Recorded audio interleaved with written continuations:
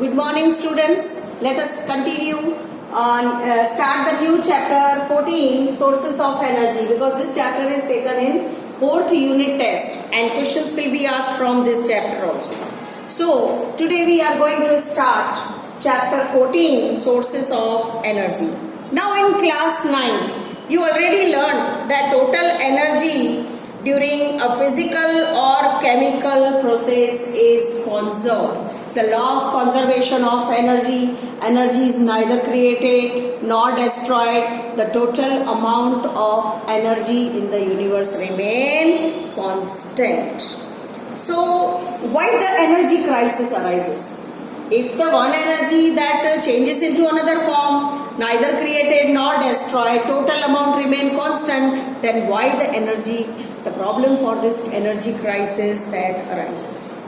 So we should be able to perform endless activities without thinking about energy resources. So this problem can be solved if we recall that you learned about the energy comes in different forms and one form can be converted into another form. For example, if you drop a plate from a height, the potential energy of the plate is conserved and mostly to sound energy when it hit the ground. If we light the candle, the process is highly exothermic, so that chemical energy in the wax is converted into heat energy and light energy on burning the candle.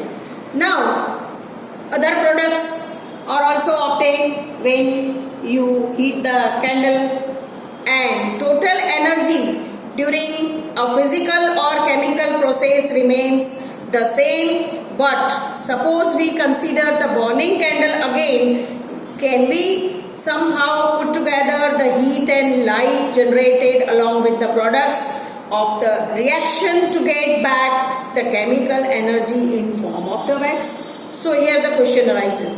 Now another example we take. Suppose we take 100 ml of water and at the temperature that is 348 Kelvin or 75 degrees Celsius and leave it in the room temperature, means 25 degrees Celsius. It is about 298 Kelvin. So what will happen? So here the heat energy which is lost in the environment, can we get back? No. Okay. So in any example we consider that we see that energy in a usable form is dissipated to the surrounding is less usable. Okay. Hence any source of energy we use to do work is consumed and cannot be reused. Okay. Some form of the energy that lost is not reused. Now, here one question arises that what is the good source of energy? There are so many sources of energy, but what is the good source? Here, the good source in our daily life use energy from various sources for doing our work. We use diesel to run the trains. We use electricity to light our street lights, and energy in our muscle to run the cycle to reach the school. Now let us perform activity number 14.1. Here list the forms of energy that you use from morning when you wake up till you reach the school. In early morning we wake up and we wash our face, to brush our teeth, then take the tea or coffee or milk. Then how many forms of energy we use and from where do we get these different forms of energy? Then can we call these sources of energy? Why or why not? Okay, so this you make the list that how much energy that you use in your daily life. The muscular energy for carrying out physical work, electrical energy for running various appliances of electric, chemical energy for cooking food, running vehicle for all come from one source. We need to know how to we select the source needed for obtaining the energy in its usable form. Now let us perform activity number 14.2. Consider the various options we have when we choose a fuel for cooking our food. Now, what would you choose for different sources? In forest, the people use the wood. Then in remote mountain villages or small island in New Delhi lived 5 centuries ago, our elders, what they were using as a source of energy. So how are the factors different in each case? So they are using for same purpose, cooking purpose, but sources are different. Okay, so after going through the 2 activities, you can see that the particular source of energy or fuel we select performing some work depends on many different factors. For example, while selecting a fuel, we would ask ourselves the following questions. How much heat does it release on burning?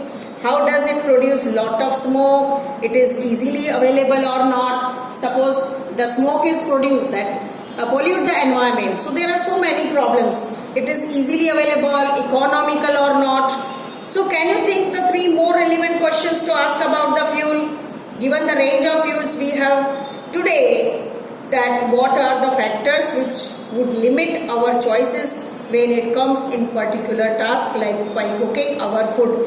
Suppose kerosene we use, fuel as cow dung cakes, then wood, cooking gas, LPG gas, PNG. So all these are different sources, but which one is the best for cooking the food? Would the fuel selected also depends on the work to be done? For example, would we choose one fuel for cooking and another for heating the room in winter? Yes, there are different sources.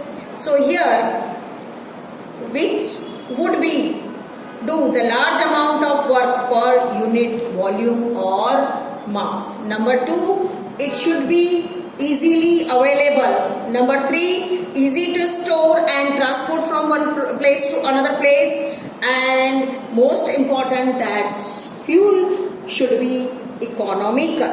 Okay, so these are the some characteristics of a good type of fuel. Now let us discuss the conventional sources of energy. Now conventional means